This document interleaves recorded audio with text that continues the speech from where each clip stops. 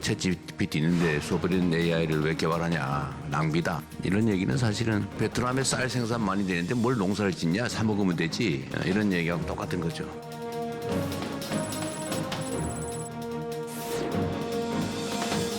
한국의 AI는 분명 저력이 있다고 생각합니다. 컴퓨팅 인프라, 이런 데이터 부분들이 좀 더 보완이 된다면 우리도 세계적인 수준의 AI 기술을 개발하고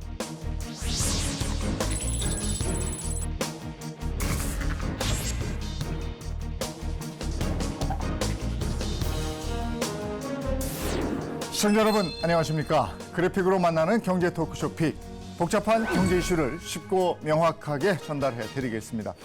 정부가 추진 중인 독자 AI 파운데이션 모델 프로젝트에서 최근에 최종 5개 팀이 선정이 되면서 본격적인 경쟁이 시작됐습니다. AI 기술의 자립성과 데이터 주권을 확보하는 소버린 AI가 주목받고 있는 상황에서 우리나라가 주도하고 있는 AI 역량은 어느 정도 되는지, 세계 무대에서 경쟁력을 높일 방안은 무엇이 있는지 관련한 궁금증들을 낱낱이 분석해 드리겠습니다. 경제 토크쇼 픽 시작합니다.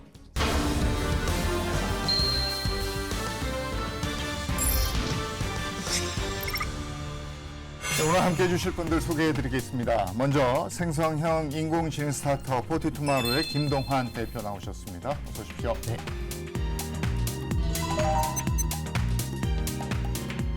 네, 이경전 경희대학교 빅데이터 응용학과 교수 모셨습니다. 반갑습니다. 네, 안녕하십니까. 네, 그리고 오늘 이슈를 보다 쉽게 전해줄 나건웅 기자도 함께하겠습니다. 네, 어서 오세요. 안녕하세요. 네, 반갑습니다. 얘기 들어보면 많은 분들이 챗GPT 나도 하고 있어. 많은 분들이 해요. 처음에 시작됐을 때 저도 그때 사용을 했을 때하고 지금하고 엄청나게 똑똑해졌다는 걸 제가 또 느낍니다. 근데 거기에다가 GPT-5가 나왔어요.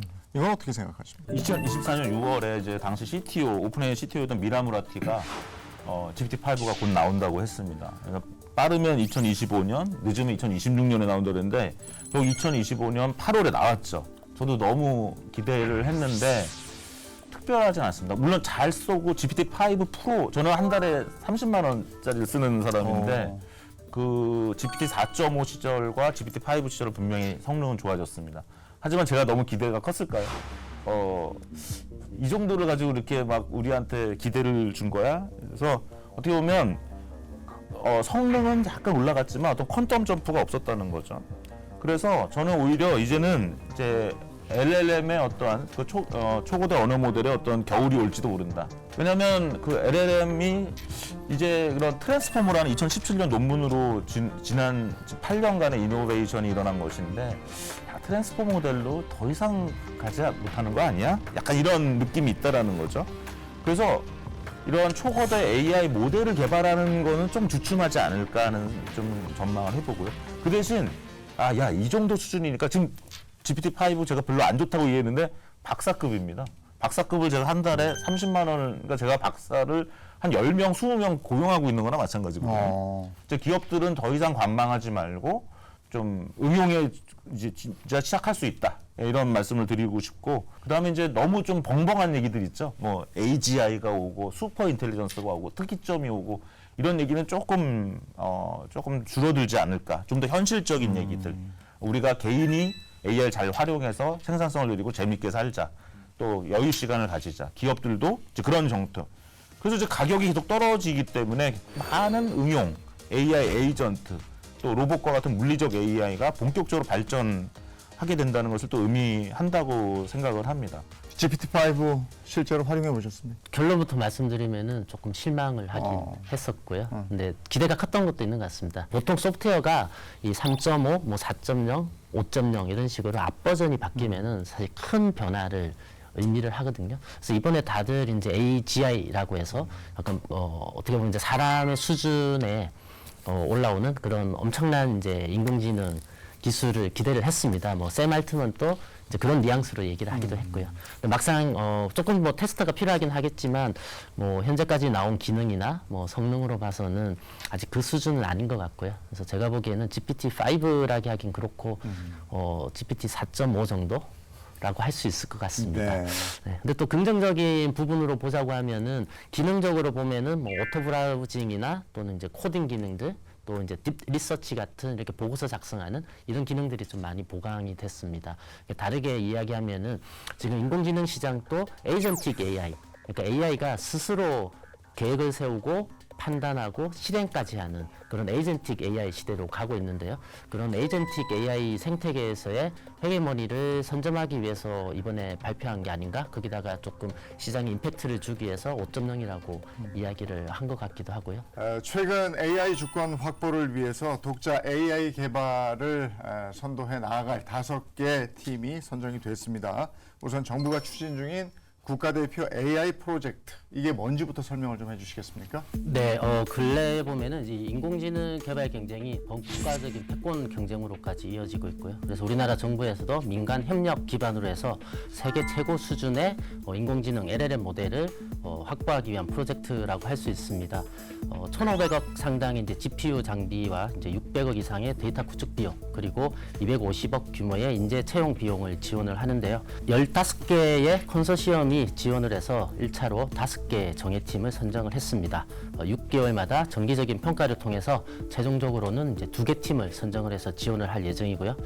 이 독자 AI 파운데이션 모델을 오픈 소스화해서 공공, 민간에서의 이제 AX 전환을 가속화하고요. 또 개발 과정에서 AI 인재를 육성하는 것 또한 이번 프로젝트의 중요한 목적이라고 할 수 있습니다. 네, AI 주권, 소버린 AI 이렇게도 얘기하는데 구체적으로 이건 어떤 겁니까? 소버린 AI라고 하면은 이제 국가가 주도하는 AI 시스템입니다. 그래서 주권 AI라고 부르는데요. 주권이라고 하면 좀 약간 좀 국주적이고 좀 국내적인 느낌이 들죠. 그래서 요즘은 이걸 주도권 AI라고 부르자, 이런 이야기도 합니다. 그렇게 되면 약간 글로벌하고 국제적인 그런 느낌이 들죠. 뭐 쉽게 말씀드리면 챗GPT, 뭐 클로드, 뭐 제미나이, 그다음에 그록, 이렇게 해서 한국 사람들이 쓰는 게 다 외국 회사에 돈을 내고 쓰는 상황이 되어 있으니까 한국의 어떤 개인들 또는 기업들이 쓰는 적어도 AI는 한국이 만들어서 제공하자 하는 것이 이제 소버린 AI라고 쉽게 말씀드릴 수 있겠습니다. 기술적인 관점에서 보면은 직접적이고 완벽한 통제가 가능한 인공지능 체계라고 할 수 있을 것 같습니다. 첫 번째는 자체 기술로 개발하고 운영하고 향후에도 영속적으로 사용할 수 있고 우리가 지속적으로 업그레이드 가능한가라는 측면이 있을 수 있고요. 그리고 두 번째는 그 내부 구조에 대해서 투명하게 알고 특히 보안 등의 문제 등에 대해서도 자유로운 시스템이어야 됩니다. 그리고 마지막으로는 소유권 문제, 라이선스 문제가 있을 수 있습니다. 이런 부분은 이제 경제적인 관점에서도 사실 독립적으로 활용 가능한 시스템이어야 할 수 있습니다. AI 주권, 소버린 AI가 중요해진 이유도 한번 알아볼까요? 현재 빅테크들이 초기 시장 선점을 위해서 이 초거대 인공지능을 무상으로 또는 원가 이하로 저렴하게 제공을 하고 있는데요. 이 시장을 한번 독점하게 되면은 기본적인 개발 비용부터 해서 이익까지 생각을 할 거니까 비용을 현실화하게 될 거고요. 이 인공지능 기술이라는 게 특정 분야에만 쓰이는 게 아니고 거의 모든 산업 분야에 다 활용이 되게 될 겁니다. 다르게 이야기하면은 거의 모든 산업 분야에서 로열티를 내야 된다고도 할 수 있는데요. 대한민국 GDP의 상당 부분을 이 초거대 인공지능 로열티를 내야 되는 그런 상황이 올 수도 있고요. 그리고 또 이 소프트웨어 기술이라는 게 직접적으로 완벽하게 통제를 하지 못하면은 내부에서 어떤 활동이 이루어지는지 알 수가 없습니다. 그래서 특히 외교, 안보, 국방 이런 부분에 있어서의 보안이 상당히 중요한 영역이라고 할 수 있는데 이런 영역에서 소버린 AI는 필수적이라고도 할 수 있습니다. 챗GPT 있는데 소버린 AI를 왜 개발하냐, 낭비다, 뭐 이런 얘기는 사실은 저 베트남에 쌀 생산 많이 되는데 뭘 농사를 짓냐, 사 먹으면 되지, 이런 얘기하고 똑같은 거죠. 그게 얼마나 위험한 생각인지 모르는 거죠. 실제 올해 초 중국에서 딥시크 돌풍이 일어난 이후에 미국과 중국은 물론 AI 중동국이라고 할 수 있는 나라들까지도 훨씬 더 빠르고 강력한 속도로 소버린 AI 경쟁력 확보를 위해 투자를 하고 있습니다. 이러한 흐름 속에서 자체 생태계 경쟁력을 갖추지 못한 나라들은 AI 시대 종속국으로 전락할 위험이 있습니다. 그래서 우리나라도 이 독자적인 AI 개발을 위해서 지금 프로젝트를 진행 중인 거고 이렇게 해서 5개 정예팀이 선정이 된 거고 이렇습니다. 팀별로 어떤 기술적인 특징이 있습니까? 네, 크게 5개 팀 중에 이제 네이버는 2020년에 GPT-3가 나왔을 때 바로 시작해서 2021년 8월에 하이퍼클로바를 이제 완료했고요. 그걸 2022년 8월에 발표해서 한국에선 가장 먼저 초거대 AI를 만든 그런 기업이다. 그리고 2023년에 이제 하이퍼클로바 X가 나왔는데 좀 그 부분은 국민들을 많이 실망시켰죠. 그래서 사실 지금 하이퍼클로바 X를 사용하는 일반 개인들은 거의 없습니다. 그래서 하지만 뭐 한국수력 원자력이라든가 이런 여러 큰 회사들과 어떤 기업 내부 AI를 개발해주면서 온프레미스 AI라고 하는데 그런 것들을 개발하면서 좀 실력을 계속 쌓아가는 과정에 있다 보시면 되겠고, LG도 이제 2021년부터 LG AI 연구원을 설립해서 굉장히 많은 투자를 했다는 면에서 의미가 있고, 또 LG는 이제 계열사가 많기 때문에 거기 데이터를 가지고 자체 데이터를 가지고 개발을 했고, 또 많은 컨텐츠를 구매하는데 굉장히 그 노력을 했습니다. 그래서 자체 데이터를 가지고 또 그리고 또 LG AI 연구원은 뭐 화학이라든가 제조 분야의 실제 문제를 해결하는 그런 최적화 문제를 해결하는 그런 경험을 하는 과정에서 단지 어떤 언어 모델뿐만 아니라 최적화를 산업을 위한 최적화 경험을 해가면서 어떤 기술력을 쌓았다라는 그런 장점이 있겠습니다. 업스테이지가 이번에 5개 회사 중에 유일하게 뽑힌 스타트업인데요. 저는 사실 스타트업만 5개 뽑아야 된다고 주장을 했는데 결국 대기업이 4개가 되고 스타트업은 오직 하나였습니다. 그래서 업스테이지는 가장 이제 우리나라를 대표하는 글로벌 AI 기업이죠. 한국에서는 잘 모르지만 전 세계적으로는 가장 알려져 있다 이렇게 보시면 되겠고요. SK텔레콤은 이제 2016년, 17년부터 오히려 LG보다 먼저 AI 석학들을 이제 모셔와서 연구 개발에 투자했다는 면이 있고, 또 SK 하이닉스가 그런 반도체가 있다는 거, 그 다음에 또 A-라는 어떤 AI 에이전트 서비스를 굉장히 일찍 선보였다는 것, 이런 것들이 좀 진정성을 좀 인정받지 않았나 생각하고요. NC의 경우는 이제 게임을 기반으로 게임 회사이기 때문에 그런 기반, 그다음에 또 윤송이 박사라는 어떤 걸출한 또 인물도 있고, 그런 면에서 이제 도메인 특화된 그런 AI를 또 개발하고 있다는 그런 특징으로 이번에 선정이 된 것으로 알고 있습니다. 네, 이렇게 해서 5개 정의 팀이고요. 그러면 글로벌 시장에서 우리나라 AI 모델 어느 정도입니까? 사실 글로벌 시장에서 보면은 미국이 압도적으로 치고 나가고 있고요. 그리고 중국이 최근에 그 뒤를 바짝 쫓아가고 있다고 할 수 있습니다. 그리고 피지컬 AI에 있어서는 중국도 상당히 높은 수준으로 올라와 있고요. 우리나라는 싱가포르나 프랑스, 독일, 영국, 캐나다와 함께 이제 3위권을 형성하고 있다고 할 수 있고요. 최근에 그 인공지능 기술을 평가하는 벤치마크 테스트에서 한국형 모델들이 순위권에 상위권에 들어가는 아주 고무적인 일도 일어나고 있긴 합니다. 근데 이 벤치마크라는 게 일종의 이제 시험물이 플레이하고 비슷하다고 할 수 있습니다. 그래서 개인적으로는 크게 의미는 없다고 생각을 하고 있고요. 최근에 이 글로벌 AI 패권 경쟁은 단순히 AI 모델을 만드는 게 아니고 실전 적용 가능한 AX라고 하는 AI 트랜스포메이션으로 가고 있습니다. 이런 부분에 있어서 우리나라에서는 좀 투자나 이런 부분이 좀 상대적으로 좀 약한 부분이 있어서 좀 개인적으로는 좀 아쉽게 생각을 하고 있습니다. 보면 한국 사람들이 지금 한국산을 안 쓴다는 면에서 일단 미국 사람들 미국 거 쓰고 중국 사람은 중국 거 쓰죠. 그다음 프랑스는 미스트랄 AI라는 회사가 있기 때문에 또 씁니다. 그래서 그 나라 사람이 어디 걸 쓰는가를 보면은 결국 미국 거, 중국 거, 프랑스 거를 쓰는 나라들은 있다는 거죠. 그러면서 한국은 현재 3위는 아닙니다. 근데 이제 업스테이지의 솔라라든가 LG의 엑사온이 나오면서 지금 세계 국가적으로 보면 4위권, 기업으로 보면 한 12에서 20위권 기업들이 나타나는 그런 어떤 희망이 조금 있는 그런 상황이다. 근데 LG의 AI 모델은 글로벌 평가에서 아주 좋은 성적을 거뒀다면서요?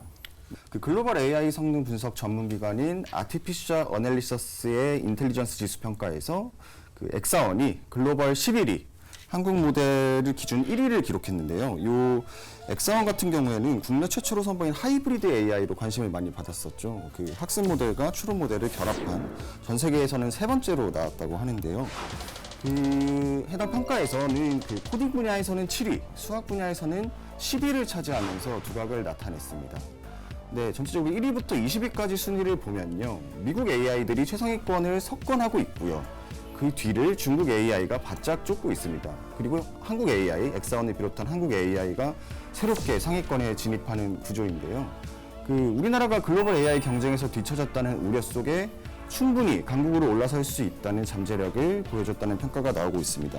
대표님이 포티투마루에서 뭐 최근에 국방에 특화되어 있는 생성형 AI 기술을 발표했다 이렇게 들었습니다. 이게 네. 어떤 건지 그리고 국방 현장에 어떤 영향을 미치는 건지 이 부분까지 설명을 좀 해주세요. 저희가 그 항공 그 우주 산업하고 같이 이 항공 방산용 설계하는 데 있어서 그 초거대 인공지능 초경량화 모델을 활용하는 작업을 시작을 했고요. 또 육군 군수사하고는 이 방대한 비정형 데이터죠. 이제 군수 정보를 바탕으로 해서 해석하고 활용하는 부분에 있어서 생성형 AI를 이제 활용하는 작업을 과학기술정보연구원하고 같이 개발을 하고 있습니다. 뭐 의미적으로 보자고 한다면은 이게 국방에 있어서 소버린 AI 그리고 공공 AI 트랜스포메이션을 실현하고 있다고 말씀드릴 수 있을 것 같습니다. 네. 이 소버린 AI 도입이 우리 경제에 어떤 영향을 미칩니까? 그래서 1차적으로는 비용 효율화를 시작으로 해서 이제 생산성 향상이 이루어질 거고 또 글로벌 경쟁력 확보가 가능할 거고요. 2차적으로는 이 엄청난 규모의 잠재 라이선스를 절감할 수 있는 그런 효과도 있을 겁니다. 근데 여기서 근데 우리가 고민해야 되는 부분들이 과연 지금 우리나라 현실적으로 법령 소버린이 가능할 것인가? 이런 부분에 있어서는 좀 냉정하고 객관적으로 바라볼 필요가 있기도 합니다. 방금 김두원 대표님 하신 것처럼 과연 그 수준에 올 수 있을 것이냐. 그냥 우리가 보안이나 그런 것 때문에 어쩔 수 없이 좀 성능이 떨어지더라도 좀 비싸더라도 국산을 써야 되는 그런 기관이 있다면 개인과 민간 기업들은 냉정하게 가장 고성능의 저렴한 것을 쓰게 될 것이기 때문에 그 수준을 빨리 달성하는 것이 중요하다. 저는 그렇게 보고 있습니다. 국가의 정보 보안 얘기를 하시니까 AI 주권이 필요하겠구나. 우리만의 것이 꼭 필요하겠구나 이런 생각이 확 들어요. 이 소버린 AI를 구현하기 위해서 뭐가 필요한 겁니까? 그러면? 기본적으로는 이제 기술도 필요하고요. 그리고 뭐 인재도 많이 필요합니다. 그리고 데이터도 필요하고 이 초고대 인공지능을 개발하기 위해서 필요한 장비라고 할 수 있는 GPU 인프라 이 네 가지가 제일 중요한 요소라고 할 수 있습니다. 근데 이제 대한민국의 경우에는 이 네 가지 모든 면에 있어서 좀 이 초고대 인공지능 개발하는 데 있어서 절대적으로 부족하기도 하고 또 해외 빅테크 대비 상대적으로 많이 열악한 상황이긴 합니다. 정부에서 적극적으로 이 부분도 해보겠다는 거잖아요. 네, 그런데 이왕 할 거면 저는 새로운 접근 방법이 필요하다고 생각합니다. 우리가 1980년대에 좀 통신망을 다른 나라에 비해서 늦게 깔다 보니까 광통신망을 깔았어요. 그래서 우리가 인터넷이 굉장히 빨라졌죠.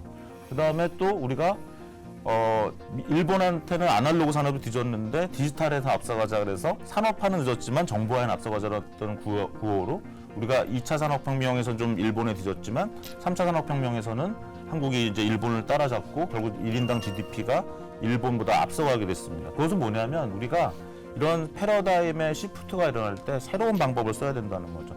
소버린 AI를 만들려면 데이터가 좋아야 되는데 지금 미국 실리콘밸리에서는 데이터의 한계에 부닥쳤다라고 얘기합니다. 그럼 사실 데이터는 어디에 있냐면 지금 기업과 개인한테 있죠. 그래서 한국에서는 오히려 이러한 새로운 기업 안에 숨어 있고 정부 안에 숨어 있고 개인 안에 숨어 있는 데이터를 찾아내는 어떤 새로운 접근 방법, 뭐 연합 학습이라든가 연합 데이터 뱅크라든가 이런 새로운 접근 방법. 어떻게 보면 가장 새로운 제도를 만들어야 된다. 맨날 우리가 뭐 GPU, 인프라, 뭐 에너지, 전력 이런 물리적인 얘기만 하는데 사실 번영하는 나라는 좋은 제도를 가진 나라거든요.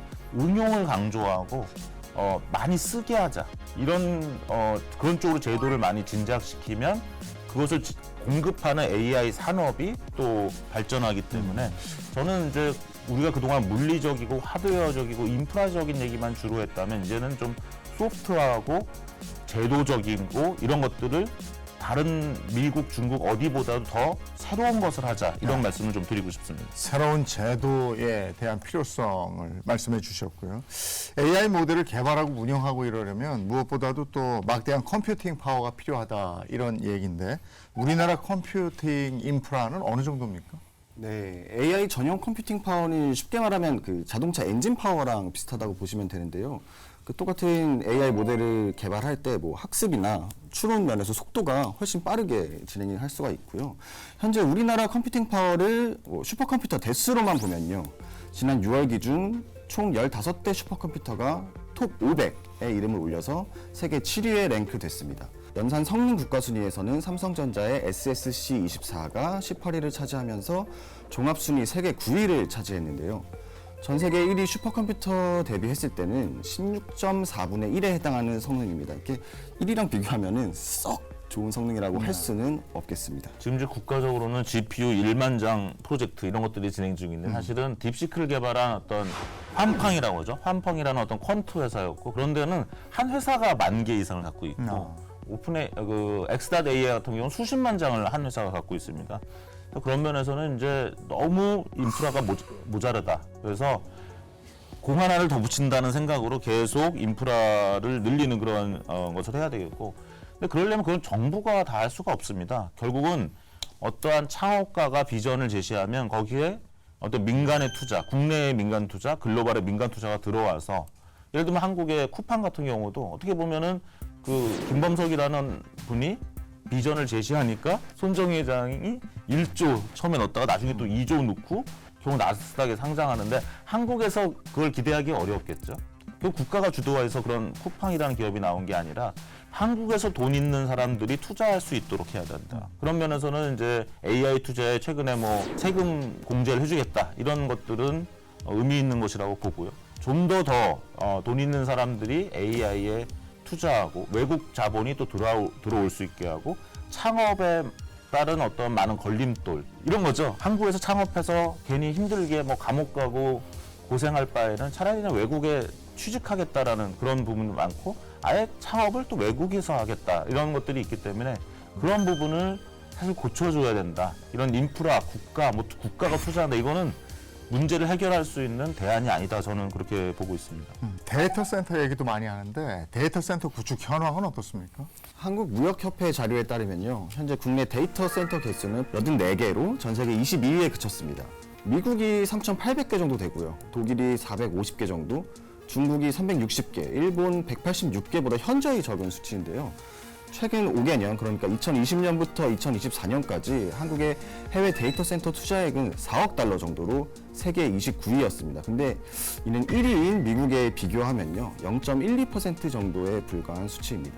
국내로 투자한 유치한 금액도 5년간 85억 달러로 세계 10위권인데요. 1위 미국에는 6% 수준. 아시아에서는 싱가포르, 인도, 말레이시아 등이 데이터 센터 투자 유치에서 우리나라를 앞질렀습니다. 지난 2월에 국가에서 AI 데이터 센터 했는데 유찰됐죠. 그런 부분이 왜 그렇게 발생하냐면 데이터 센터를 만들겠다는 사람들은 되게 많습니다. 이제 데이터 센터 만들려면 땅 확보하는 거 쉬워요.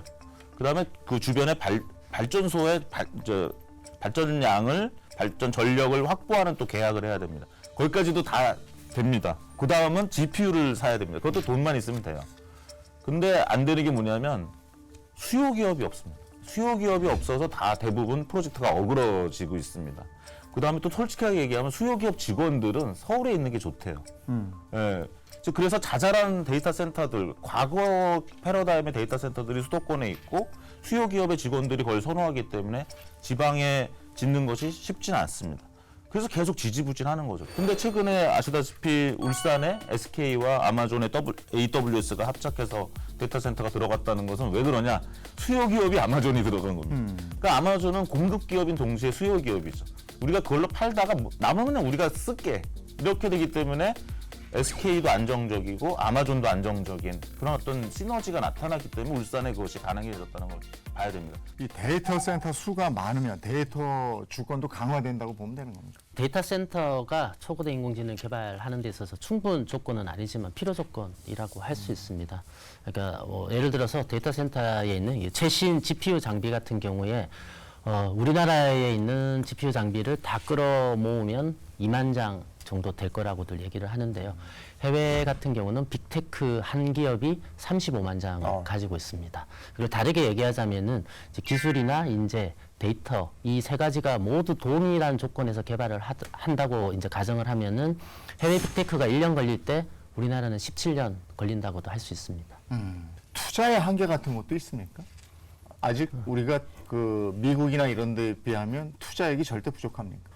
해외 같은 경우는 그 초거대 인공지능을 개발하는데 빅테크 한 군데서 그동안 100조 정도 투자를 했다고 하고요. 빅테크 한 군데서? 네, 한 군데서 100조를 했고 올해 1년에만 또 모 기업이 100조를 투자하겠다 하니까 또 다른 경쟁사가 그러면 우리는 150조를 투자하겠다 뭐 이러고 있는 상황이라고 할 수 있는데 지금 우리나라는 정부 차원에서 민간 다 합쳐서 100조를 한번 투자를 해보자. 근데 그건 5년 동안인 거죠. 그만큼 이제 절대적으로 우리가 상당히 좀 자본에 있어서도 좀 열악한 상황이라고 할 수 있습니다. 근데 이런 거 있습니다. 그러니까 앞서가면 아무래도 비쌀 때 하게 되고 시행착오를 걷기 때문에 좀 돈이 많이 들죠.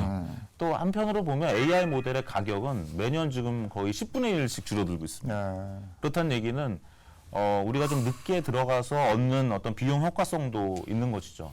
그런 면에서는 너무 또 좌절할 것이 아니라 지금 이제 비용 효과성을 가지고 또 보이는 목표를 가지고 따라간다. 근데 우리나라가 이제 더 이상 추격만 하는 나라는 아닙니다.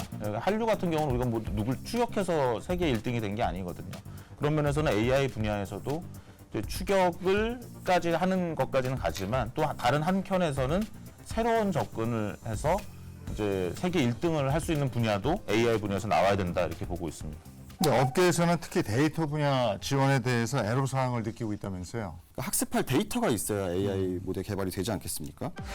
이번에 정부에서도 그 사업에서 저작물 데이터 공동 구매 이런 것처럼 기업을 지원을 해주고 있는데요. 그 실제 소프트웨어 정책연구소의 2024년 인공지능 산업 실태조사에 따르면요. AI 기업 애로사항에 대한 5점 척도에서 데이터 확보와 품질 문제가 3.59점이 나왔는데 이게 투자 유치 4.21, 그 다음에 뭐 사업 불확실성 3.77점 같은 경영 부분을 제외하면 가장 큰 애로사항으로 꼽혔습니다. 이게 결국 한국이 불리한 게 그 데이터 면에서는 아무래도 그 인류 역사상 영미권 데이터가 많거든요. 특히 뭐 영어가 지배를 해왔으니까 한국어로 된 데이터가 많이 없기 때문에 그런 면에서도 데이터 부족 현상을 기업들이 겪고 있고 그리고 실제로 데이터가 있더라도 정제되지 않은 데이터가 많아가지고 실제로 학습에 쓸 수 없는 데이터도 많은 상황입니다. 대표님은 기술도 개발하고 있고 기업도 운영을 하고 계시니까 특히 이런 애로사항이 있더라 하는 거 있으실 거 아니에요. 또 어쨌건 이 인공지능을 개발을 하면은 잘 활용을 해야 되는데 그런 부분에 있어서 민간 기업들은 사실 이렇게 비용 문제를 포함해서 이제 여러 가지 이유로 인해서 적극적인 도입을 좀 망설이고 있는 게 사실이기도 합니다.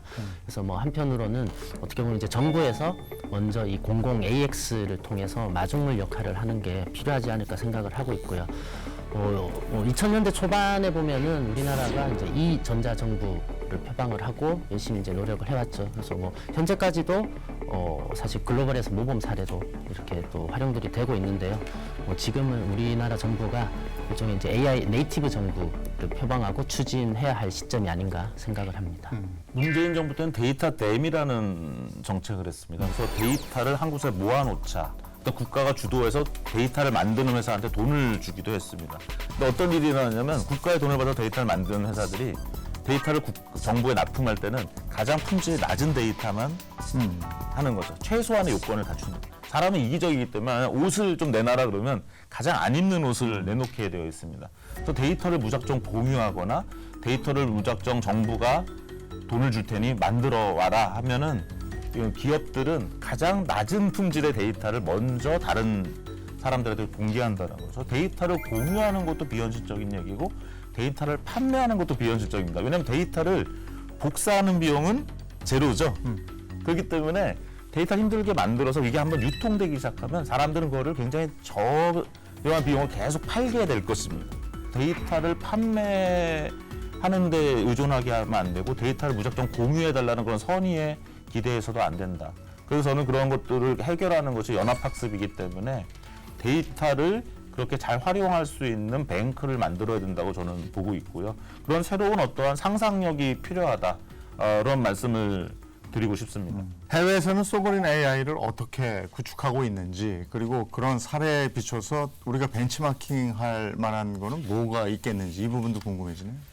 결론적으로 말씀드리면 프랑스가 자연스럽게 소버린 AI가 된 겁니다. 아마 국가가 그렇게 지원했을까요? 저는 안 한 것 같아요. 근데 미스트랄 AI라는 어떤 회사가 좋은 성능을 만드니까 한국에서도 미스트랄 AI를 쓰는 회사가 나타날 정도로 그러니까 기업이 잘 되면 저절로 사실 소버린 AI는 저절로 구축되는 것입니다. 근데 이제 국가 주도로 좀 하려고 했던 나라가 사우디나 UAE죠. 조금 자기 역량이 약하니까 한국의 네이버도 뭐 사우디나 UAE 거를 만들어주겠다는데 사실 그것도 좀 우습죠. 왜 막 한국 사람들이 네이버 하이퍼클로바에서 잘 쓰고 있다면 사우디나 UAE가 그걸 사주겠지만 사우디나 UAE 입장에서는 너네 나라 국민도 안 쓰는 AI 회사인데 우리나라가 AI를 만들어주겠다고? 이렇게 되니까 진정성이나 실력을 믿지 않을 것입니다. 재밌는 게 프랑스가 그래서 AI 규제에 이제는 되게 완화된 접근을 하고 있습니다. 예전에 EU가 굉장히 미국 회사들이 AI에 앞서가니까 AI를 많이 규제해야 된다고 그러는데 그중에 프랑스만은 그러지 말자고 하겠습니다. 이제 입장이 바뀐 거죠. 왜냐하면 자기네 미스트랄 AI 같은 회사들이 다른 나라에서 영업도 해야 되고 유럽을 다 영업을 해야 되기 때문에 규제를 좀 완화하는 움직임이 또 있다. 이렇게 보면 되겠고요. 이런 시장에서 우리가 AI 주권 경쟁에서 우리만의 강점 이런 건 뭐가 있겠습니까? 사실 뭐 모델을 잘 만드는 것도 중요하지만 우리나라가 보면은 우리나라만큼 이렇게 다양한 산업군에 고르게 발전한 나라가 사실 그렇게 많이 없습니다. 그러니까 이 대기업을 비롯해서 중소기업이라든지 뭐 중견기업들이 이 AI 트랜스포메이션, AI를 잘 활용을 해서 업무 효율성과 생산성을 높이고 또 글로벌 경쟁력을 확보하게 되면은 우리나라 전체의 산업 경쟁력도 같이 이렇게 증대될 수 있지 않을까 그런 기대를 또 하고 있습니다. 한국은 산업이 굉장히 강하죠. 사교육이나 교육 산업 굉장히 강하고요. 의료도 정말 많은 어떤 한 병원에 굉장히 많은 환자들이 와줘서 의료 수준도 높고 데이터도 많이 쌓여 있습니다. 문제는 개인정보법이 너무 세서 그런 걸 잘 활용하지 못해서 또는 기업에 관련된 많은 규제와 기업인들을 좀 싫어하는 반기업 정서 이런 것 때문에 결국은 좌절할 텐데 그런 것들을 풀어주게 되면 우리의 어떤 기존 산업 기반에다가 새로운 AI 산업이 꼽힐 것이다. 그럼 AI 경쟁력을 높이고 데이터 주권을 확보하기 위해서 이것은 꼭 필요한 것이다 하는 건 뭐가 있겠습니까? 범용 소버린도 중요하기도 한데요. 이 사실 초거대 인공지능이라고 하는 게 기술만 가지고 되는 게 아니고 일종의 자본 집약형 기술이라고 할 수 있습니다. 그래서 우리나라의 현실을 생각한다면은 이 초거대 인공지능 소버린 AI가 꼭 필요한 부분에 대해서 또는 효과가 확실한 분야 먼저 이렇게 선택과 집중해서 투자하는 게 필요하지 않을까 싶고요. 지금 우리나라 정부에서도 AI G3라고 하죠. 인공지능에 있어서 세계 3위 할 수 있는 수준을 만들자 하고 있는데 저는 AI뿐만 아니고 AX에 우리가 선택과 집중을 하게 되면은 AX G1도 가능할 거라고 보고 있습니다. 우리가 올해 안에 1조를 투자한 AI 회사가 생겨야 되는 거죠. 그것이 한국의 민족 자본이면 더 좋고요. 외국 자본이 한국의 AI 회사, 예를 들면 포티투마루에 1조가 투자됐다. 이런 소식들이 계속 나와야 된다고 생각합니다. 그다음에 또 인재가 한국으로 돌아오고 또 몰려야 되는 것이고, 그다음에 데이터가 한국으로 몰려와야 되는 것입니다. 그래서 돈과 데이터와 인재가 어떻게 한국에 오게 할 것인가, 그것이 가장 중요한 우리의 과제라고 저는 생각하고 있습니다. 네. 오늘 얘기를 들어보니까 AI 기술력뿐이 아니고 AI 주권을 확보하기 위해서도 노력을 해야 되겠구나. 그 방안으로 우리만의 강점을 살린 전략이 필요하겠구나. 이런 생각이 들었습니다. 경제 토크쇼 픽 오늘 여기까지 하겠습니다. 고맙습니다.